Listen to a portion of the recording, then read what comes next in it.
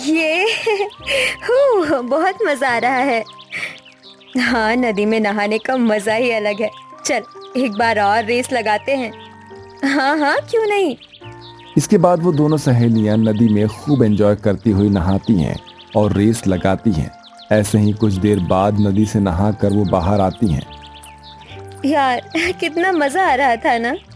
हाँ यार, लेकिन अब ये मजे हमारे कुछ दिनों के ही हैं।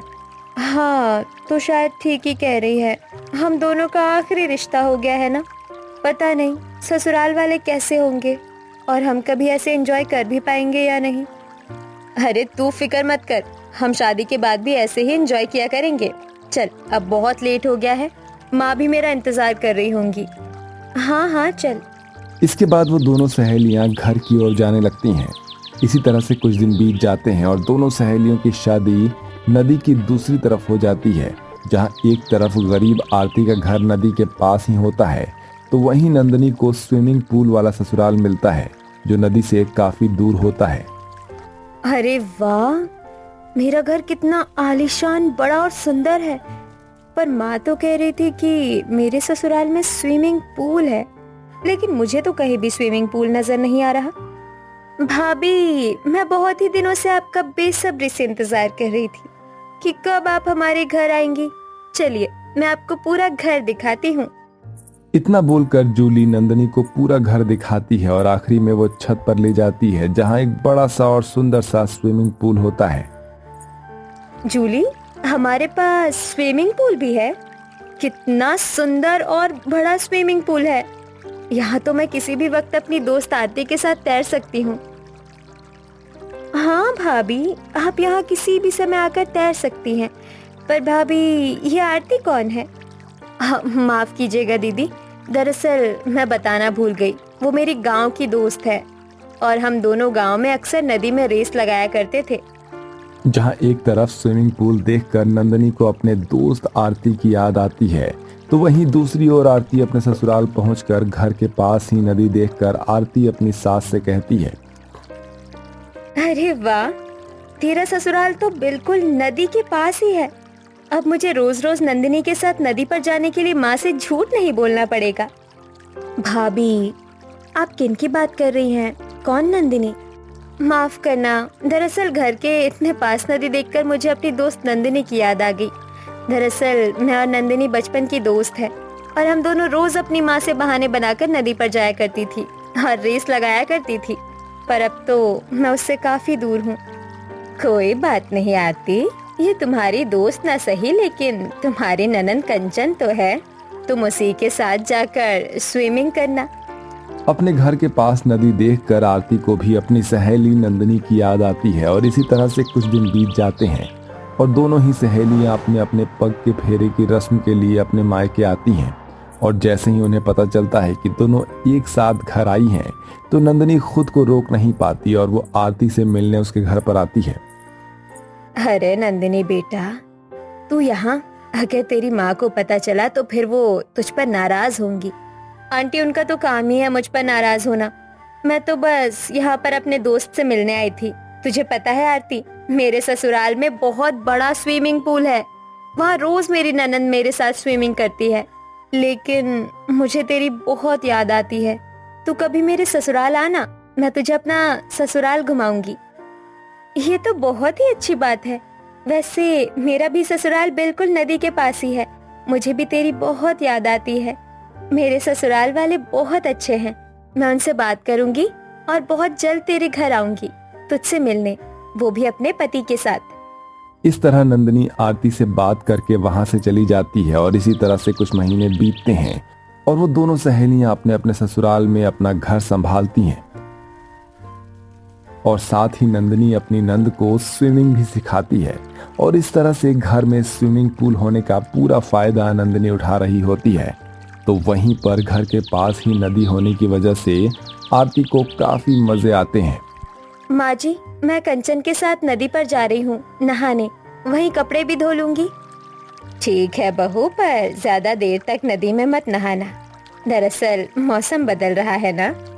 इस तरह आरती अपनी सास की इजाजत लेकर अपनी नंद के साथ नदी में जाती है, जहां दोनों नंद भाभी काफी देर तक नहाती हैं और उसके बाद कपड़े धोकर घर आ जाती हैं। ऐसे ही समय गुजरता है और एक दिन माँ जी, मैंने नंदिनी के बारे में बताया था ना, हमारी शादी को 2 महीने हो गए हैं। मेरा बहुत मन हो रहा है उससे मिलने का। बहू, अगर तुम्हारा इतना ही मन कर रहा है मिलने का तो फिर तुम मुझसे क्या पूछ रही हो? अशोक को बोलो, वो तुम्हें ले जाएगा। मैं तो ये कह रही हूँ कि तुम दोनों कल ही चले जाओ, घर मैं संभाल लूंगी। वैसे भी कल अशोक की छुट्टी है। क्यों अशोक बेटा? हाँ, क्यों नहीं। अगर आरती ने मुझे पहले ही बताया होता तो हम 2 दिन के लिए चले जाते हैं। इस तरह अपनी सास से इजाजत लेकर आरती को काफी अच्छा लगता है और वो अगले ही दिन अशोक के साथ अपनी सहेली से मिलने उसके घर जाती है, जहाँ नंदिनी आरती और अशोक को देखकर काफी खुश होती है और उन्हें अपना घर दिखाती है। तुम दोनों ने तो मुझे सच में चौंका दिया। अगर थोड़ी देर पहले आते तो मैं तुम्हें दीपक और माँ जी से भी मिलवाती। अच्छा, ये देखो, ये मेरा कमरा। चलो मैं तुम्हें अपनी रसोई दिखाती हूँ, और उसके बाद स्विमिंग पूल। इतना बोलकर नंदिनी अपनी सहेली और उसके पति को अपनी रसोई, ड्राइंग रूम से लेकर गार्डन एरिया तक घुमाती है और आखिरी में छत पर ले जाती है और अपना बड़ा सा स्विमिंग पूल दिखाती है। स्विमिंग पूल देखकर दोनों सहेलियों को अपने पुराने दिन याद आ जाते हैं और वो दोनों बिना मौका गवाए स्विमिंग पूल में तैरने के लिए पहुंच जाती हैं। और कई दिनों बाद फिर से वो रेस लगाती हैं और जैसे ही उन दोनों का रेस खत्म होता है, वहाँ माया और दीपक भी आ जाते हैं।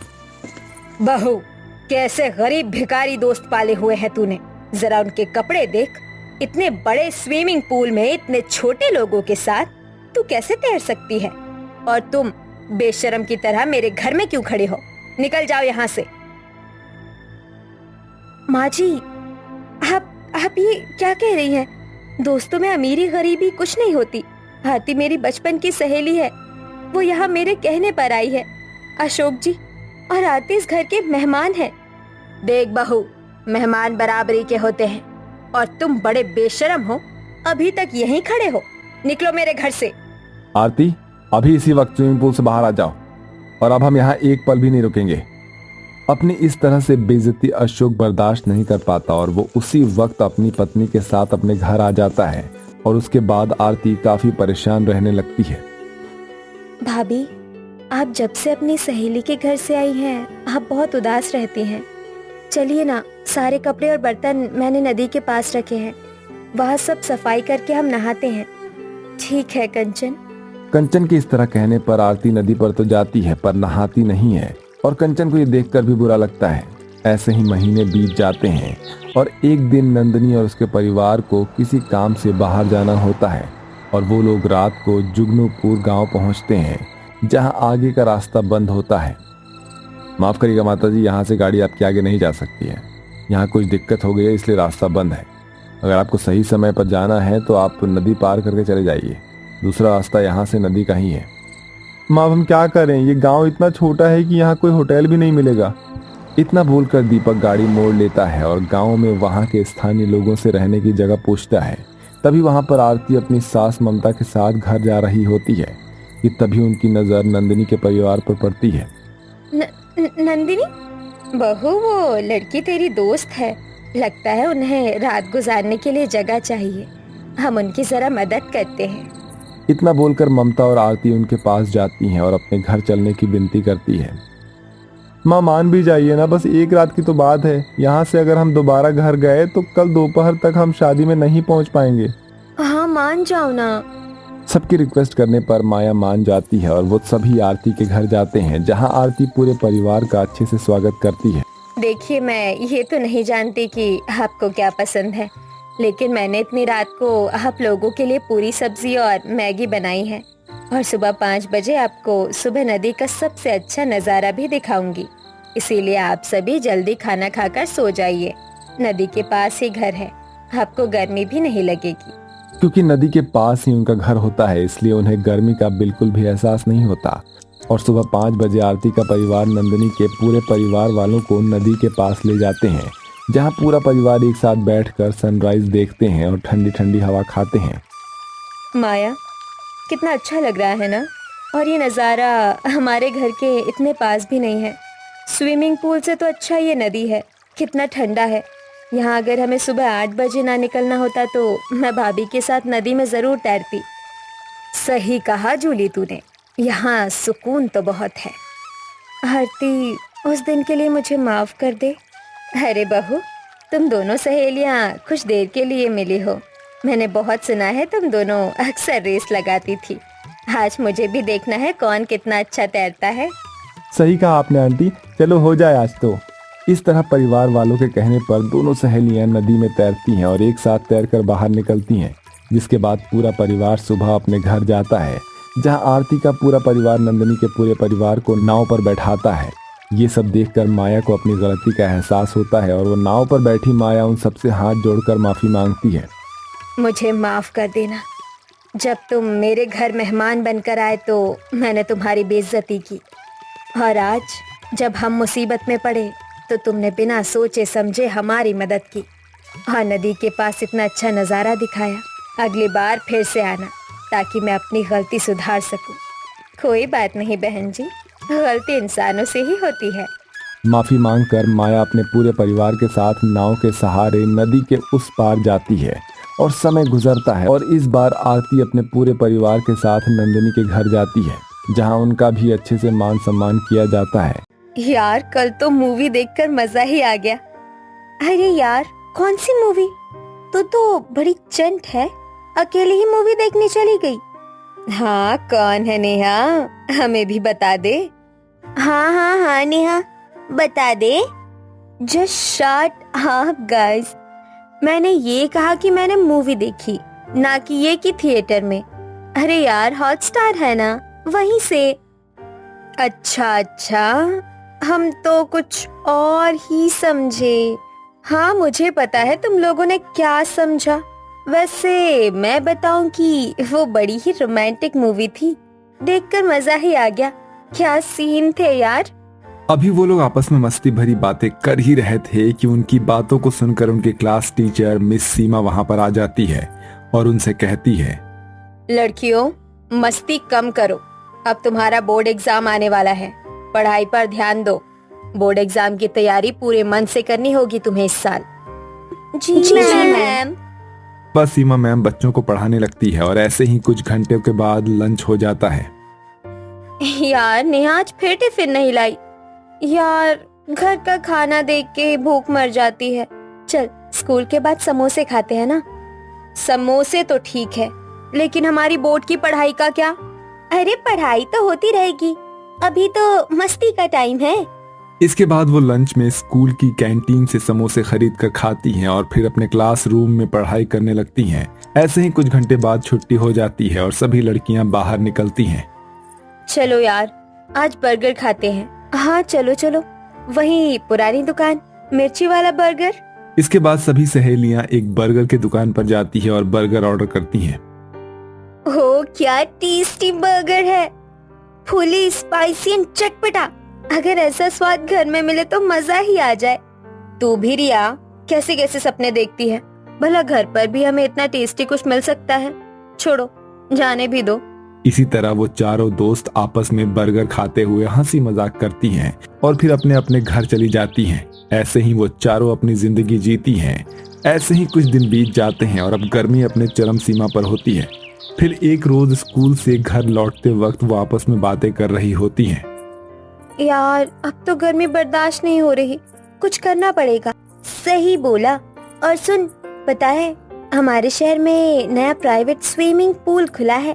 सच में? क्या यार, काश हम वहाँ पर जा पाते। सच में मजा ही आ जाता ना। हम लड़कियाँ वहाँ कैसे जाएंगी?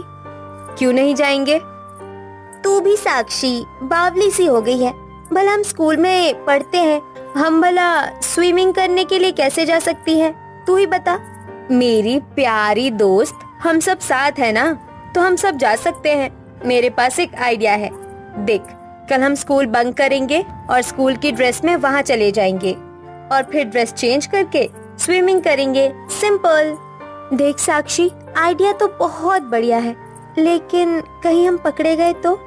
अरे, हम बिल्कुल भी नहीं पकड़े जाएंगे, भरोसा कर। और इस तरह अगले दिन वो सभी लड़कियां स्कूल बंक करके स्कूल ड्रेस में ही प्राइवेट स्विमिंग पूल में स्विमिंग करने पहुंच जाती हैं और वहां पर जाकर स्विमिंग कॉस्ट्यूम पहन लेती हैं और सीधे पूल में स्विमिंग करने लगती हैं। वाह, कितना बढ़िया पूल है। पानी में उतरने का मन कर रहा है। चलो चले। इस तरह चारों पूल में उतरकर मस्ती से नहाने लगती हैं। यार, कितना ठंडा पानी है। यहाँ तो गर्मी का बिल्कुल भी एहसास ही नहीं हो रहा। हाँ, सच में मेरा तो मन कर रहा है कि मैं हर वक्त यहीं पर स्विमिंग करती रहूं। यार, ये तो है, कितनी गर्मी है। अगर स्विमिंग ना करे तो फिर गर्मी किस बात की। अरे, गर्मी का भी मजा लेना बहुत ही जरूरी है। बिल्कुल, ये हुई ना बात। ये ले पानी। इस तरह हंसी मजाक के साथ पानी छपाछप करते हुए वो सभी लोग खूब एंजॉय कर रहे होते हैं। लेकिन उन्हें नहीं पता था कि पूल के कोने में 3 बदमाश लड़के रोहित, करण और विशाल खड़े हैं और उन्हें देख रहे हैं। देख यार इन लड़कियों की मस्ती। इन्हें देखकर तो मुझे भी इनके साथ मस्ती करने का मन कर रहा है। क्या बात है, बड़ी बेफिक्री से नहा रही हैं। वैसे यहाँ कब से लड़कियां आने लग गई? मैंने तो आज से पहले यहाँ पर कभी भी किसी लड़की को आते हुए नहीं देखा। यार, तो बिना आम की गुठलियां क्यों गिन रहा है? पहले नहीं आती थी तो क्या हुआ, अब तो आ रही है। उन्हें देख और अपनी आंखें सेक। इस तरह से वो तीनों दोस्त उन लड़कियों को खूब ताड़ते हैं। उनमें से एक लड़का, जिसका नाम विशाल होता है, वो अपनी जेब से मोबाइल निकालता है और उनकी वीडियो नहाते हुए कैप्चर करने लगता है। रुको, मैं इनका वीडियो बनाता हूँ, मजा आएगा। उधर लड़कियां मस्ती में डूबी रहती हैं। यार, सच में क्या फिगर है यार। मैंने तो आज तक ऐसी फिगर कभी देखी नहीं थी। इन्हें देखकर तो मुझे वो वाला गाना याद आ रहा है। कौन सा भाई? जरा हमें भी सुना दे। अरे वही, टिप टिप बरसा पानी, पानी में आग लगाई, आग लगी दिल में तो दिल को तेरी याद आई, तेरी याद आई तो जल उठा मेरा भीगा बदन, मैं क्या करूं। वाह वाह, बहुत खूब विशाल, क्या बात है। इस तरह वो तीनों दोस्त मजे से उनकी वीडियो उतार रहे होते हैं। वहीं वो चारों सहेलियां मस्ती भरे अंदाज में स्विमिंग पूल का मजा ले रही होती हैं। ऐसे ही सुबह से शाम हो जाती है। अरे यार, बहुत देर हो गई, घर चलो। हाँ हाँ, जल्दी चलो। इस प्रकार वो चारों सहेलियां अपने अपने घर की ओर रवाना हो जाती हैं और कुछ देर बाद वो अपने घर पहुंच जाती हैं। और घर पहुंचने पर माँ पूछती है, साक्षी, आज इतनी देर हो गई? वो एक्स्ट्रा क्लास थी माँ। मेरी बच्चे कितनी मेहनत कर रही है। चल, तुझे खीर बनाकर खिलाती हूँ। नहीं माँ, खीर नहीं, रोज रोज घर का मैं खा खा कर बोर हो गई हूँ। आज क्या आप मेरे लिए बाहर से पिज्जा ऑर्डर कर दोगी? मुझे बहुत खाने का मन कर रहा है। क्यों नहीं मेरी बेटी, तू इतनी मेहनत कर रही है। जा, तू अपने कमरे में आराम कर, मैं तेरे लिए पिज्जा लेकर आती हूँ। और इस प्रकार साक्षी झूठ बोलकर अपने कमरे में चली जाती है। ऐसे ही रात के समय में चारों सहेलियां मोबाइल पर आपस में चैट कर रही होती हैं। यार, आज तो बहुत मजा आ गया। हाँ, वो आम पन्ना भी बहुत टेस्टी था। सबसे अच्छा आज ये था कि आज हमें गर्मी का एहसास नहीं हुआ। बिल्कुल सही, मेरा तो मन कर रहा है कि मैं रोज रोज वहाँ जाऊं। तभी साक्षी के मोबाइल पर एक मैसेज आता है। अरे ये क्या, ये तो हमारी पूल वाली वीडियो है। इस प्रकार सभी लड़कियों को वही वीडियो मिलती है और साथ में मैसेज, अगर 70,000 नहीं दिए तो वीडियो वायरल कर दूंगा। अब क्या करें? नहीं पता, माँ को बताए तो डांटेंगी और नहीं बताए तो वीडियो। मैं कह रही थी ना कि हमें नहीं जाना चाहिए था, हम फंस गए ना। अब हम क्या करें? देखो, हमें इस तरह मोबाइल पर बातें नहीं करनी चाहिए। हम कल स्कूल में मिलते हैं, फिर इस बारे में सोचेंगे। इस तरह 3 दिन तक सभी लड़कियां डरी सहमी सी रहती हैं। लेकिन उस ब्लैकमेलर का अभी तक कोई मैसेज नहीं आया था। उन्हें ऐसा लग रहा था कि कोई उनके साथ मजाक कर रहा है। तभी साक्षी के मोबाइल पर दोबारा वो मैसेज आता है। यार, फिर से वही मैसेज। लग रहा है तुम लोग हमें हल्के में ले रही हो। अगर तुमने हमें 70,000 रुपए नहीं दिए तो मैं कल शाम तक ये वीडियो सोशल मीडिया पर पोस्ट कर दूंगा। ये मैसेज पढ़कर वो सभी लड़कियां डर से सहम जाती हैं। उन्हें समझ में नहीं आता कि आखिर अब वो क्या करे। तभी स्कूल में मिस सीमा नोटिस करती हैं कि वो काफी परेशान है और वो उनके पास जाती है। साक्षी, क्या बात है? तुम्हारा ध्यान पढ़ाई में नहीं है।